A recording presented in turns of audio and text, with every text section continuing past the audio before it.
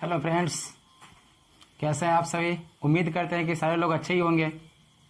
तो चलिए, हम लोग जो क्लास शुरू किए थे, हम लोग का क्लास चल रहा है पॉलिटी यानी कि राज व्यवस्था। तो राज व्यवस्था में हम लोग कॉन्स्टिट्यूशन यानी कि भारतीय संविधान के बारे में हम लोग देख लिए थे। भारतीय संविधान में कितनी अनुसूचियां थी, कितने भाग थे और कितनी उसकी धाराएं थी यानी कि अनुच्छेद थे, सारी चीजों को हम लोग बारी बारी से कल देख लिए थे। तो आज की टॉपिक हम लोग की है भारतीय संविधान की अनुसूची। मैंने बताया था कि जिस समय संविधान बनी थी उस समय अनुसूची कितनी थी, तो अनुसूची मात्र 8 थी। मूल संविधान में टोटल 8 अनुसूची थी, लेकिन वर्तमान संविधान में, अभी के संविधान में टोटल अनुसूची की संख्या 12 अनुसूची हो गई है। और अनुसूची से विभिन्न प्रकार के कॉम्पिटिटिव एग्जाम में बहुत सारा क्वेश्चन पूछे जाते हैं। तो चलिए आज हम लोग देख लेते हैं आज की वीडियो में टोटल का टोटल अनुसूची को। तो फ्रेंड्स, सारे लोगों से एक ही बात कहूंगा, चैनल को सब्सक्राइब कर दीजिए, वीडियो को लाइक करें और अधिक से अधिक शेयर करें। तो चलिए हम लोग टॉपिक को स्टार्ट करते हैं। हम लोग की आज की टॉपिक है भारतीय संविधान की अनुसूची। तो भारतीय संविधान में टोटल, वर्तमान संविधान में अनुसूची की संख्या कितनी है, तो टोटल अनुसूची जो है वह है कितने, तो 12 अनुसूची। जबकि मूल संविधान में, क्या चीज संविधान में, मूल संविधान में जिस समय हम लोग की संविधान बनी थी उस समय अनुसूची की संख्या टोटल कितनी थी, 8। तो हम लोग को 8 नहीं बल्कि टोटल 12 का 12 अनुसूची हम लोग को यहां पे देखना है। तो चलिए शुरू करते हैं हम लोग अनुसूची को। तो मेरा पहला अनुसूची बोला, देखिए प्रथम अनुसूची। प्रथम अनुसूची में क्या कर रहा है, मैं एक बार सारे अनुसूची को मैं पढ़ दे रहा हूं ताकि आप लोग अपना मिला लीजिएगा। प्रथम अनुसूची बोल रहा है कि इस अनुसूची में भारतीय संघ के घटक राज्य तथा केंद्र शासित क्षेत्रों का उल्लेख है। प्रथम अनुसूची में क्या है, तो प्रथम अनुसूची में भारत के विभिन्न राज्य और केंद्र शासित प्रदेशों का उल्लेख है। तो भारत के विभिन्न राज्य यानी कि वर्तमान में भारत में कितने राज्य हैं, तो 28 राज्य हैं। वर्तमान में कितने राज्य हैं, तो 28 राज्य है और 9 गो जो है वह केंद्र शासित प्रदेश है, केंद्र शासित प्रदेश। तो भारत में वर्तमान में 28 राज्य और 9 केंद्र शासित प्रदेश है। यह सारे चीज का, यह 28 राज्य और 9 केंद्र शासित प्रदेश का वर्णन किसमें किया गया, तो वर्णन हम लोग का किया गया संविधान के प्रथम अनुसूची में। जबकि पहले यह कितना था, तो यह हम लोग की केंद्र शासित प्रदेश जो थी वह मात्र 7 केंद्र शासित प्रदेश थी, जिसको हम लोग संघ शासित प्रदेश भी कहते हैं या संघ क्षेत्र भी कहते हैं। केंद्र शासित प्रदेश को देखिए, कंफ्यूजन नहीं होइएगा, केंद्र शासित प्रदेश न दे देगा कि संघ क्षेत्र। तो संघ मतलब क्या है, केंद्र, क्षेत्र मतलब जिस पर डायरेक्टली रूप से केंद्र के द्वारा वो उस पर शासन रूल किया जाता है, ओवर चलाया जाता है, वैसे क्षेत्रों को हम लोग बोलते हैं केंद्र शासित प्रदेश या संघ क्षेत्र। तो संविधान की प्रथम अनुसूची में क्या कहा गया है कि भारत के 28 राज्यों तथा उनके केंद्र शासित प्रदेश का क्या किया गया है, वर्णन किया गया है। क्वेश्चन इससे खूब पूछा जाता है कि भारत राज्यों का संघ है, यह संविधान के किस अनुसूची में है, तो राज्यों का संघ, संघ कहने का मतलब समूह। भारत क्या है, राज्यों का समूह है। देखिए 28 राज्यों का समूह है। यह क्वेश्चन कितनी बार एसएससी के एग्जाम में पूछी जा चुकी है कि भारत राज्यों का संघ है, यह संविधान के किस अनुसूची में है, तो अनुसूची क्या हो जाएगा, 1। क्लियर। अब आइए अनुसूची नंबर दूसरा यानी द्वितीय अनुसूची। द्वितीय अनुसूची में क्या चीज के बारे में वर्णन किया गया है उसको भी हम लोग देखते हैं। देखिए बोल रहे कि इस अनुसूची में भारतीय संघ व्यवस्था के, मैं धीरे धीरे पढ़ रहा हूं ताकि आप लोग नोट डाउन भी कर लेंगे अच्छी तरह से। मैं एक बार फिर से पढ़ दे रहा हूं। इस अनुसूची में भारतीय संघ व्यवस्था के विभिन्न पदाधिकारी के वेतन, भत्ता तथा पेंशन आदि का उल्लेख है। देखिए द्वितीय अनुसूची क्या कर रहा है कि द्वितीय अनुसूची में भारत के जितने भी पदाधिकारी हैं वह सबका वेतन यानी कि पेमेंट उसको मासिक जो वेतन मिलता है, मंथली जो मिलता है, वह कितना मिलेगा? भत्ता। अब एक सवाल यहां पे आया, मैंने क्या बोला कि संघ के विभिन्न पदाधिकारी का वेतन और भत्ता। भत्ता क्या होता है? भत्ता को समझिए। भत्ता आखिर हम लोग कहते हैं तो किसको कहते हैं? तो भत्ता, जैसे कि मान के चलिए कि कोई सांसद है या राष्ट्रपति है, राष्ट्रपति को हम लोग लेते हैं। एक भारत का सर्वोच्च पद जो होता है वह राष्ट्रपति का पद होता है, और राष्ट्रपति जो होता है देश का प्रथम नागरिक होता है। तो हम लोग देखते हैं भत्ता क्या होता है। एक तो मासिक उनका जो महीना मिलता है उसको हम लोग बोलते हैं क्या? तो उसको हम लोग बोलते हैं वेतन। अब भत्ता क्या होता है? जैसे कि राष्ट्रपति बन गए तो उनके लिए आवास की अलग से पैसा मिलेगी रहने के लिए। जो लॉन्ड्री में जाता है उनका कपड़ा धुलाई के लिए, उस लॉन्ड्री का पैसा भी उनको अलग से मिलता है। टेलीफोन का पैसा भी अलग से मिलता है। तो यह सब हो गया उसका भत्ता। यह सब क्या हो गया? उसका भत्ता हो गया।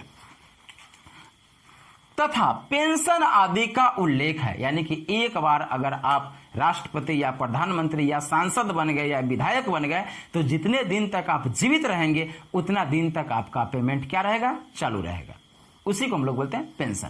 तो पेंशन आदि का उल्लेख है। जैसे देखिए, जैसे राष्ट्रपति, राज्यपाल, लोकसभा अध्यक्ष, राज्यसभा के सभापति, उच्चतम न्यायालय तथा उच्च न्यायालय के न्यायाधीश, नियंत्रक, महापरीक्षक इत्यादि। तो यह सब जो पोस्ट है, इन सब लोगों को, राष्ट्रपति को, प्रधानमंत्री को, राज्यपाल को, मुख्य न्यायाधीश यानी कि सुप्रीम कोर्ट के जो मेन जज होते हैं उनको, हाई कोर्ट के जो मेन जज होते हैं उनको, लोकसभा के अध्यक्ष, विधानसभा के अध्यक्ष, विधानसभा के सभापति, यह सारे लोगों को कितना पेमेंट मिलेगा, कितना इनको भत्ता मिलेगा और कितना इनको पेंशन मिलेगा, यह सारे चीज का उल्लेख किस अनुसूची में किया गया? तो द्वितीय अनुसूची यानी कि संविधान की दूसरी अनुसूची में। अब देखिए अनुसूची नंबर तीसरा अनुसूची मेरा क्या कह रहा है कि इस अनुसूची में विभिन्न पदाधिकारी, जैसे जो ऊपर वाला जितना भी पदाधिकारी है वो सारे पदाधिकारी, तो इस अनुसूची में विभिन्न पदाधिकारी जैसे राष्ट्रपति, उपराष्ट्रपति, अन्य मंत्री, उच्च न्यायालय के मुख्य न्यायाधीश, राज्यपाल इत्यादि को पद ग्रहण के समय लिया जाने वाला शपथ का वर्णन किया गया। ध्यान दीजिएगा, शपथ, जब कोई राष्ट्रपति बनता है, चुनाव में निर्वाचित होकर के जब वह राष्ट्रपति बनता है तो वह कार्यभार संभालने से पहले शपथ लेता है। पद पर जाने से पहले वो क्या लेता है? शपथ लेता है कि मैं अपना जो नाम होता है वह नाम बोलता है कि मैं, मान के चले कि अभी का राष्ट्रपति वर्तमान में कौन है? रामनाथ कोविंद। तो वह बोले कि मैं रामनाथ कोविंद संविधान के समक्ष यह शपथ लेता हूं कि मैं जितने भी कार्य जो होगा वह संविधान के दायरे में रह करके करूंगा और देश की कानून व्यवस्था और संविधान की गरिमा को हमेशा बनाए रखूंगा। तो यह जो पद ग्रहण से पहले जो वो लोग शपथ लेते हैं कि इस निष्ठा से मैं कार्य करूंगा, तो जितने भी अधिकारी हो गए, चाहे वह मंत्री हो गए, सांसद हो गए, सब जो होते हैं पद पर जाने से पहले क्या करते हैं? तो संसद में ये लोग शपथ लेते हैं। तो वह शपथ का वर्णन जो है वह किसमें किया गया? तृतीय अनुसूची यानी कि तीसरा अनुसूची में। यानी कि कौन अधिकारी किस तरह से शपथ लेंगे अपने पोस्ट पर जाने से पहले, अपने पद पर जाने से पहले, वह सारे चीजों का वर्णन संविधान के तीसरी अनुसूची में किया गया। तो ये देखते हैं हम लोग चौथी अनुसूची। बोला है कि इस अनुसूची में विभिन्न राज्य तथा संघीय क्षेत्रों को राज्यसभा में प्रतिनिधित्व का विवरण दिया गया। अब चौथी क्या कहता है? तो देखिए, संसद के कितने अंग? तो संसद के मुख्यतः दो तरह से बांटा गया, एक होता है लोकसभा, एक होता है राज्यसभा। लोकसभा और राज्यसभा। तो लोकसभा को हम लोग क्या बोलते हैं? लोकसभा में सदस्यों की कुल संख्या 545, अधिकतम 552 हो सकता है। तो इसमें सदस्यों की संख्या अधिक है, लेकिन फिर भी इसको हम लोग बोलते हैं निम्न सदन। लोकसभा को हम लोग क्या बोलते हैं? निम्न सदन। और राज्यसभा में सदस्यों की संख्या अधिकतम 250 हो सकती है, इसको हम लोग बोलते हैं उच्च सदन। आखिर देखिए यहाँ पे फंडा क्या है कि इसमें सदस्यों की संख्या अधिक है, 552 तक हो सकता है इसमें सदस्यों की संख्या, तो यह सदस्यों की संख्या अधिक है तो यह हो गया मेरा निम्न मतलब निचले सदन। इसमें सदस्यों की संख्या कम है तो यह मेरा हो गया उच्च सदन। ऐसा क्यों? तो लोकसभा जो होता है प्रत्येक 5 वर्ष के बाद क्या हो जाता है, भंग हो जाता है और फिर से नए मंत्रियों का गठन होता है। जबकि राज्यसभा जो होता है कभी भंग नहीं होता है, प्रत्येक 2 वर्ष के बाद उसका 1/3 सदस्य क्या लेते हैं, अवकाश लेते हैं, इसलिए इसको उच्च सदन कहा गया है। तो चौथा अनुसूची मेरा क्या कह रहा है कि इस अनुसूची में विभिन्न राज्य तथा संघीय क्षेत्रों के राज्यसभा में प्रतिनिधित्व, यानी कि कौन राज्य से, किस राज्य से कितने सदस्य राज्यसभा में जाएंगे और किस केंद्र शासित प्रदेश से कितने सदस्य राज्यसभा में जाएंगे, यह सारे चीजों का वर्णन किस अनुसूची में है, तो चौथी अनुसूची में। देखिए संघ क्षेत्र, संघीय क्षेत्र मतलब वही केंद्र शासित प्रदेश। तो चौथी अनुसूची मेरा क्या कहता है कि राज्यसभा में कितने सदस्य कौन राज्य से जाएंगे और कितने सदस्य केंद्र शासित प्रदेश से जाएंगे, यह सारे चीजों का विवरण हम लोग की कौन संविधान की कौन सी अनुसूची में है, तो चौथी अनुसूची में। तो चलिए इसको स्क्रीनशॉट जल्दी से कर लीजिए, फिर हम लोग देखेंगे 5वीं अनुसूची को।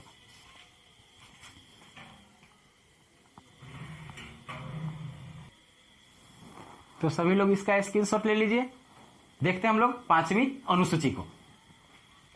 अब 5वीं अनुसूची मेरा क्या कर रहा है, इसको भी बारी बारी से हम लोग समझते हैं। देखिए 5वीं अनुसूची बोल रहा है कि इस अनुसूची में विभिन्न अनुसूचित क्षेत्रों तथा अनुसूचित जनजाति के प्रशासन और नियंत्रण का उल्लेख है। यानी कि 5वीं अनुसूची मेरा क्या कर रहा है कि इस अनुसूची में कहा गया है कि वैसे क्षेत्र जिसमें अनुसूचित जाति और अनुसूचित जनजाति, अनुसूचित जाति और जनजाति मतलब SC और ST, schedule caste and schedule tribe, तो SC ST अनुसूचित जाति और अनुसूचित जनजाति के विशेष अधिकार की उस पर किस तरह के कानून होगा, किस तरह से उसका क्या प्रावधान होगा, तो इस जो 5वीं अनुसूची है मेनली रूप से SC ST एक्ट से संबंधित है। यानी कि अनुसूचित जाति और अनुसूचित जनजाति को प्रशासनिक इकाई में कौन कौन सी प्रावधान मिलेगा, क्या क्या छूट मिलेगी, यह सारे चीजों का वर्णन किस अनुसूची में किया गया, तो संविधान के 5वीं अनुसूची में किया गया। तो हम लोग देखते हैं अगला अनुसूची, 6ठी अनुसूची। देखिए 6ठी अनुसूची क्या करा है कि इस अनुसूची में असम, त्रिपुरा और मिजोरम राज्यों के जनजाति क्षेत्रों का प्रशासन के बारे में उल्लेख है। यानी कि हम लोग का 6ठी अनुसूची जो है मुख्य रूप से कौन कौन राज्यों से संबंधित है, तो असम, ध्यान दीजिएगा, असम, त्रिपुरा और मिजोरम, असम, त्रिपुरा और मिजोरम। लेकिन इस राज्यों की सभी जाति के लिए नहीं, इस राज्यों के केवल और केवल जनजाति। तो यहाँ के यानी कि असम, त्रिपुरा और मिजोरम राज्यों के जनजातियों के ऊपर किस तरह से प्रशासनिक व्यवस्था होगी, कौन कौन से कानून लागू किए जाएंगे, कितनी प्रकार की उनको छूट दी जाएगी, यह सारे चीज का वर्णन जो है हम लोग की किस अनुसूची में की गई है, तो 6ठी अनुसूची में। ध्यान दीजिएगा 6ठी अनुसूची में मेन रूप से कौन, त्रिपुरा, असम और मिजोरम राज्य। देखते हम लोग 7वीं अनुसूची। देखिए बोल रहा है कि इस अनुसूची में केंद्र और राज्यों के शक्तियों के बंटवारा, केंद्र और राज्यों के शक्तियों के बंटवारा का वर्णन किया गया। क्वेश्चन अगर पूछ दिया जाए एग्जाम में कि संविधान के किस अनुसूची के तहत केंद्र और राज्यों के बीच शक्तियों का वर्गीकरण किया जाता है, यानी कि शक्तियों को बांटा जाता है कि शक्ति मतलब किसका क्या अधिकार है, किस क्षेत्र पर किसका अधिकार है। तो 7वीं अनुसूची मुख्य रूप से मेरा क्या कर रहा है कि केंद्र और राज्यों के बीच शक्ति का बंटवारा का प्रावधान यानी वर्णन यानी विवरण संविधान की किस अनुसूची में है, तो अनुसूची 7वीं अनुसूची में है। और इस 7वीं अनुसूची में मुख्य तरफ से 3 सूची, 7वीं अनुसूची में मुख्य तरफ से कितनी सूची है, तो 3 सूची है। देखिए पहला सूची संघ सूची, राज्य सूची और समवर्ती सूची। पूछ दिया जाए कि 7वीं अनुसूची में कितनी सूचियां हैं, तो 7वीं अनुसूची में मुख्य रूप से 3 सूचियां हैं, संघ सूची, राज्य सूची और समवर्ती सूची। अब हम लोग देख लेते हैं ये तीनों सूची को। संघ, संघ मतलब देश, यानी कि वैसा सूची जिस पर कानून बनाने का अधिकार केवल केंद्र सरकार को होता है, वैसी सूची जिस पर कानून बनाने का अधिकार केवल और केवल केंद्र सरकार को होता है, उसको हम लोग बोलते हैं संघ सूची। तो यह मुख्य तरफ से 98 विषयों पर, 98 मुद्दों पर यह संघ सूची जो है, संघ जो है यानी केंद्र कानून बना सकता है। यानी पूछ दिया जाए कि संघ सूची में कुल कितने विषय हैं, यानी कितने टॉपिक पर, कितने मुद्दों पर वह कानून बना सकती है, तो 98। ध्यान रखिएगा, यह अगर पूछ दी जाए कि संघ सूची के कुल कितने विषय हैं तो 98। अब देखिए राज्य सूची, तो वैसा सूची जिस पर केवल राज्य सरकार कानून बना सकती है, वैसा सूची जिस पर केवल राज्य सरकार कानून बना सकती है, उसको हम लोग बोलते हैं राज्य सूची। तो राज्य सूची के कितने विषय हैं तो 62, यानी कि 62। पूछ दिया जाए कि राज्य सूची के कितने विषय हैं तो राज्य सूची के 62 विषय हैं। अब देखिए बोल रहा है क्या, समवर्ती सूची। तीसरा सूची बोल रहा है क्या, समवर्ती सूची। तो वैसा सूची जिस पर केंद्र और राज्य दोनों कानून बना सकते हैं, वैसा सूची जिस पर केंद्र और राज्य दोनों कानून बना सकते हैं, वैसे सूची को हम लोग बोलते हैं क्या, समवर्ती सूची। और समवर्ती सूची में विषय की कुल संख्या कितना है तो 52, यानी कि समवर्ती सूची में कुल विषयों की संख्या कितना है, 52। अब देखिए सबका अपना अपना, संघ सूची में कौन बनाएगा तो संघ सूची में केवल केंद्र कानून बनाएगा, राज्य सूची में केवल राज्य सरकार जो मुख्यमंत्री होता है, वहां का राज्यपाल होता है, वह कानून बनाएगा। और समवर्ती सूची में केंद्र और राज्य दोनों का अधिकार होता है। समझ गया। आ जाइए अब देखते हैं हम लोग 8वीं अनुसूची।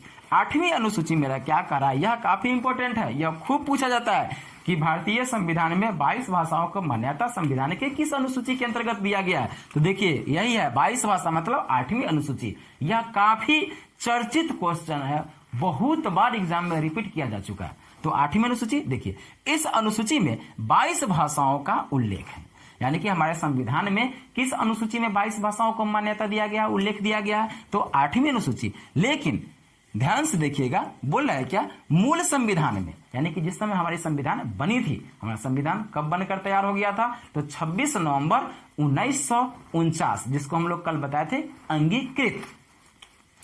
तो बोल क्या रहा है कि मूल संविधान में केवल 14 भाषा थी। मूल संविधान में कितने भाषाओं को मान्यता दिया गया था, 14 भाषाओं को मान्यता दिया गया था। लेकिन अभी के संविधान में, जो वर्तमान का जो संविधान है, क्योंकि उसमें बहुत संशोधन हुआ, बहुत बदलाव हुआ संविधान में। संविधान 1950 में लागू हुआ, अब पहला संशोधन 1951 में। यहां तो सिस्टम चलते रहता है कि पहले बनाइए, फिर उसको तोड़िए, फिर बनाइए, फिर तोड़िए, अरे ऐसे नहीं होगा, ऐसे होगा। तो यहाँ का भारत का यह सिस्टम चलते रहता है कि जहां पहले जिस समय बनाते हैं उस समय लोग कमी देखते नहीं है, जब बन जाता है तब अरे इसमें ये कमी है, उसमें वो कमी है, तो चलो उसमें संशोधन कर दो। संशोधन मतलब उसमें कुछ परिवर्तन कर दो, बदल दो। तो क्या बोल रहा है कि 8वीं अनुसूची, ध्यान रहेगा, इसको हमेशा याद रखिएगा कि संविधान में 22 भाषाओं को मान्यता संविधान के किस अनुसूची के अंतर्गत दिया गया तो 8वीं अनुसूची। और मूल संविधान में टोटल कितनी भाषाओं को मान्यता दिया गया था तो मूल संविधान में केवल और केवल 14 भाषाओं को मान्यता दिया गया था। तो चलिए इसका स्क्रीनशॉट आप लोग ले लीजिए, फिर हम लोग देखते हैं इसका जो बचा हुआ अनुसूची है उसको।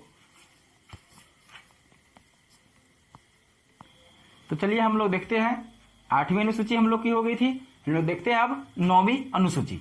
तो संविधान का 9वीं अनुसूची क्या कहता है उसको भी हम लोग समझते हैं। देखिए 9वीं अनुसूची बोल रहा है कि इस अनुसूची में राज्यों द्वारा संपत्ति के अधिग्रहण के विधियों का वर्णन किया गया है। 9वीं अनुसूची मेरा क्या कर रहा है कि 9वीं अनुसूची में यह प्रावधान दिया गया है कि राज्यों द्वारा संपत्ति के अधिग्रहण, आपका यदि निजी संपत्ति है, वहां पर कोई सरकारी काम हो रहा है, तो राज्य सरकार को यह अधिकार दिया गया है कि आपकी संपत्ति के बदले में थोड़ी बहुत राज्य सरकार के विधि में जो भी वर्णित है उसके अनुसार आपको उसके एवज में कुछ मुआवजा दे करके आपकी संपत्ति को वह क्या कर सकता है, अपने पास रख सकता है। तो यह विशेष अधिकार जो है वह राज्य सरकार को दिया गया है। वह संविधान के किस अनुसूची के द्वारा? तो 9वीं अनुसूची के द्वारा। इसका क्वेश्चन किस तरह से पूछेगा, इसको समझ लीजिए। क्वेश्चन पूछा जाएगा कि राज्य सरकार को किस अनुसूची के तहत संपत्ति के अधिग्रहण का प्रावधान है। क्वेश्चन फिर से सुनिएगा, क्वेश्चन किस तरह से पूछेगा। राज्य सरकार को संविधान की किस अनुसूची के तहत संपत्ति के अधिग्रहण यानी कि वह अपने कब्जे में ले सकती है राज्य सरकार का प्रावधान है। तो कौन सी संविधान की अनुसूची हो जाएगा? तो 9वीं अनुसूची। अब देखिए, मूल संविधान में तो टोटल कितनी अनुसूची थी? 8 अनुसूची। जब हमारा संविधान बना था उस समय अनुसूची की संख्या कितनी थी? मूल संविधान में अनुसूची की संख्या 8, 12 भाग और 395 धारा, जो पिछला वीडियो में मैंने बता दिया था। तो हमारा संविधान लागू कब हुआ? तो 26 जनवरी 1950 में हमारा संविधान लागू हुआ।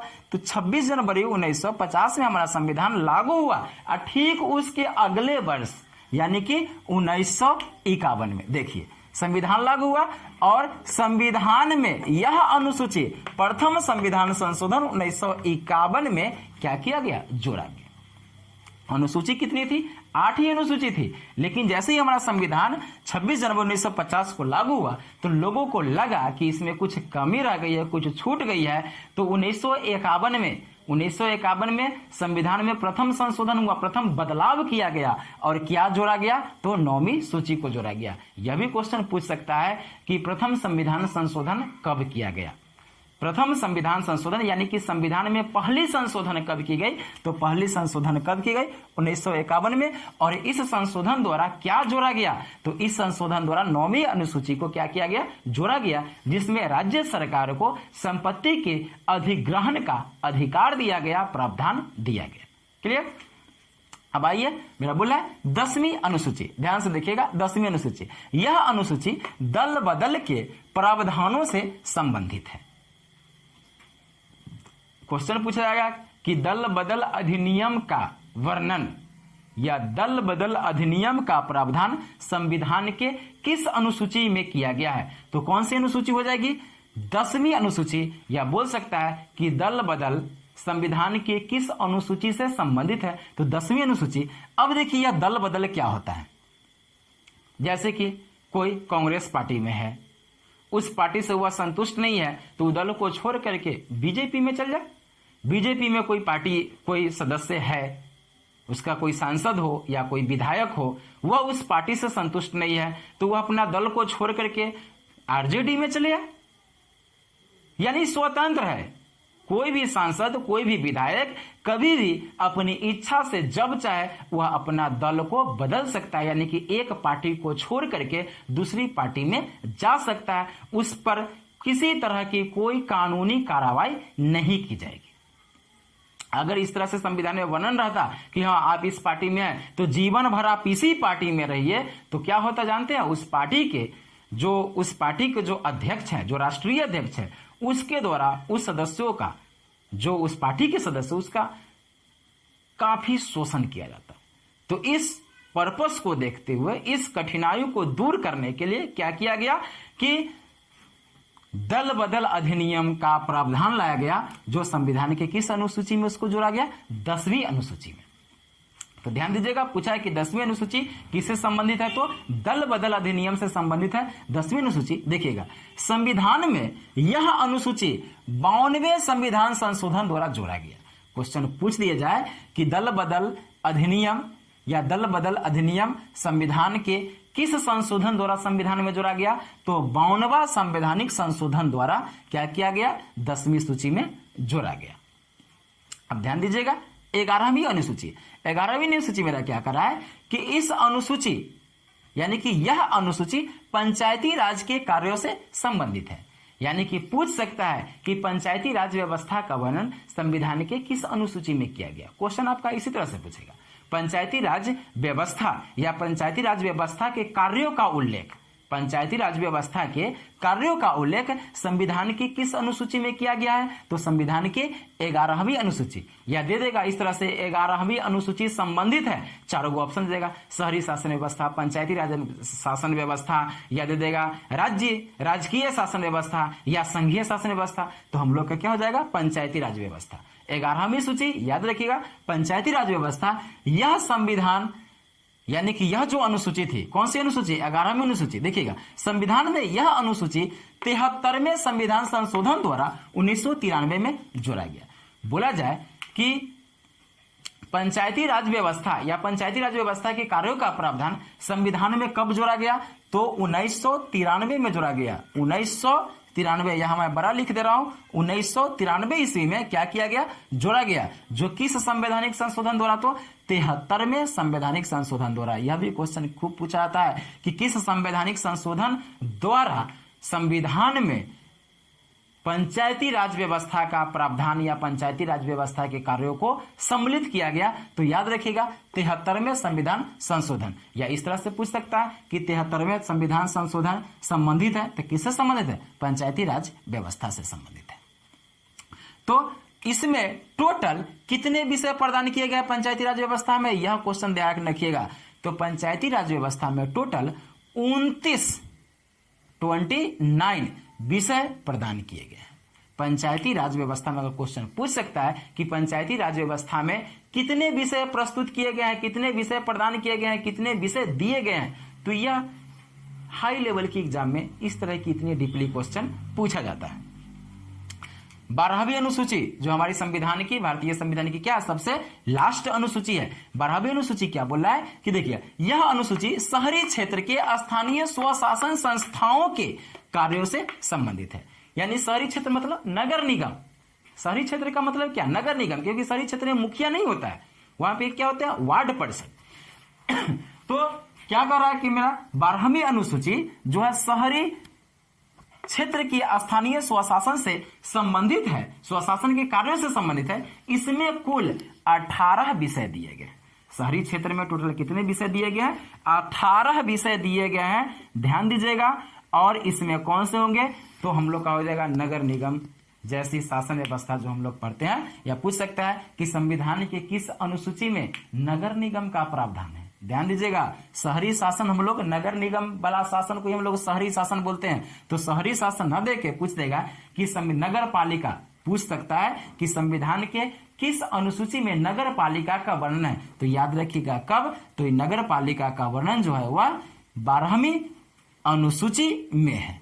क्लियर? तो हम लोग का भारतीय संविधान की टोटल 12 अनुसूची को इस वीडियो में हम लोग देख लिए हैं। इतना अनुसूची आप करके जाइएगा किसी भी प्रकार की एग्जाम में, चाहे वह बीपीएससी हो या एनटीपीसी हो, एसएससी की एलडीसी हो, यूडीसी हो, या और तरह के पीसीएस एग्जाम, बिहार पुलिस या अन्य राज्य की पुलिस विभाग या दरोगा वगैरह की तैयारी में इस तरह से दरोगा वगैरह की तैयारी करते हैं तो इस तरह के क्वेश्चन को आप लोग देख के जाइएगा। क्योंकि अनुसूची से अगर क्वेश्चन पूछता है किसी एग्जाम में तो अभी मैंने जितना बताया इससे बाहर क्वेश्चन नहीं पूछा जाएगा। 100% आपका इसी टॉपिक से क्वेश्चन पूछा जाएगा। अगर अनुसूची से कोई क्वेश्चन पूछता है तो इससे बाहर कोई क्वेश्चन नहीं पूछेगा।